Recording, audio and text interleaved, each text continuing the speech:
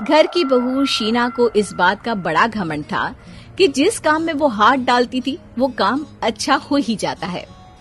शीना की हर बात में हाथ का इस्तेमाल जरूर होता था। एक दिन शीना का पति आकाश उससे कहता है, कल जो वो भिंडी बनाई थी ना तुमने, वाह वाह वाह वाह, मजे आ गए। मैंने अपने हाथों से बनाई थी। मेरे हाथों में वैसे भी जादू है, जिस चीज को छू लेती हूँ सोना बन जाती है। अब ये थोड़ा ज्यादा हो रहा है। मतलब अगर हर चीज को छू के सोना ही बना देती हो तुम, तो हमारे नाम के पीछे भी अंबानी ही लगा देते हम। चुप रहो, मुंह पे हाथ रख लो, कुछ भी बोलते रहते हो। शीना की सास बगिया से पूजा के लिए फूल चुन रही थी। सुंदर, अति सुंदर, कितने प्यारे गुलाब के फूल हैं। भगवान जी खुश हो जाएंगे। मैंने अपने हाथों से जो पौधा लगाया था, मेरे हाथों की कोई भी चीज बेकार नहीं जाती। हाँ बेटा, सही कह रही है। इसीलिए तो तुम्हारे पिताजी से मैंने अपने बेटे के लिए तुम्हारा हाथ मांगा था। और उन्होंने हाथों हाथ में मेरा हाथ आपकी बेटी के हाथ में दे भी दिया था।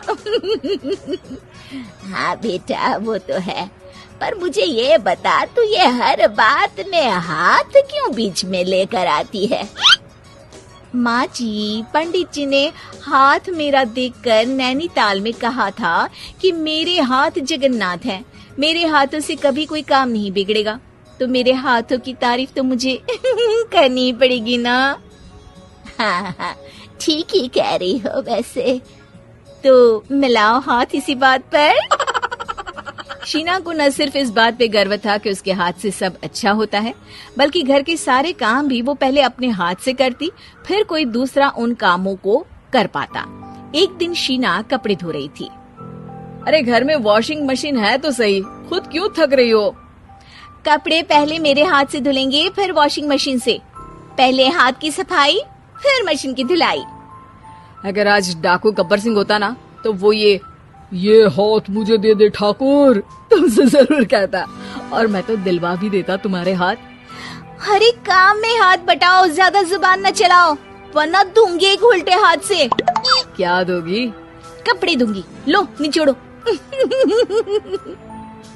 ऐसे ही एक दिन, अरे बहू, ये सोफे पर चढ़कर हाथ से पंखा क्यों घुमा रही हो? माँ जी, क्योंकि मेरे हाथ से घूमेगा तो ज्यादा अच्छे से हवा देगा। अरे बेटा, फिर तो तुम गाड़ी का पहिया भी हाथ से घुमा के मायके जाया करो।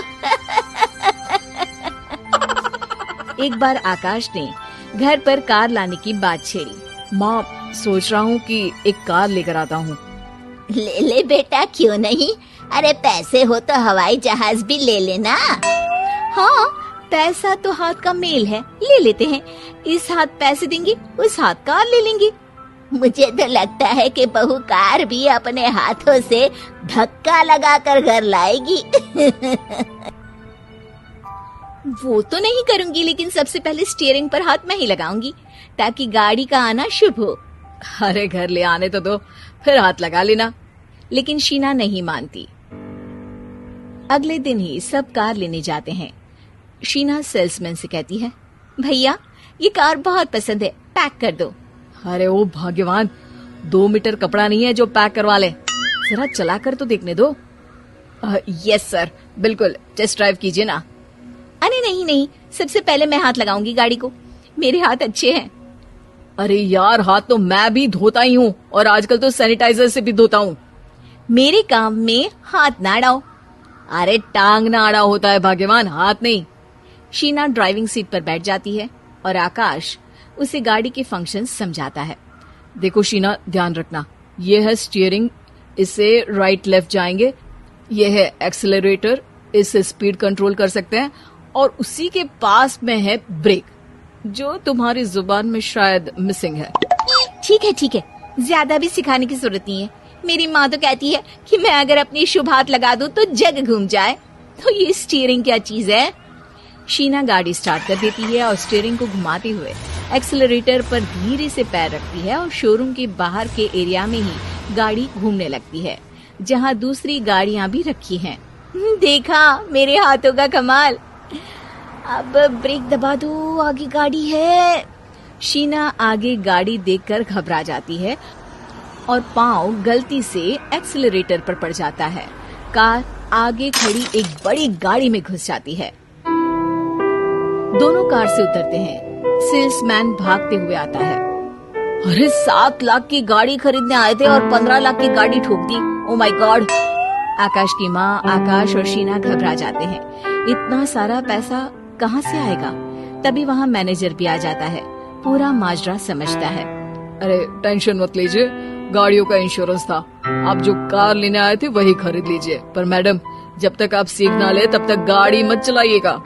अभी तो आपने गाड़ी बस ठोकी है, जिसका बीमा भी था, लेकिन सड़क पे चलते हर इंसान का बीमा नहीं होता। अरे मेरे हाथों से चुक भी गया ना तो उसकी जिंदगी बन जाएगी, और अगर चला भी गया तो स्वर्ग ही पाएगा। मैनेजर साहब, मेरे हाथ में कोई दिक्कत नहीं है, वो तो बस पाँव गलत जगह पर चला गया था। शीना की बात सुनकर आकाश अपना सर पीटता है और उसकी सास अपने हाथ से खुद का मुंह छिपा लेती है और मैनेजर हाथ जोड़कर माफी मांग लेता है।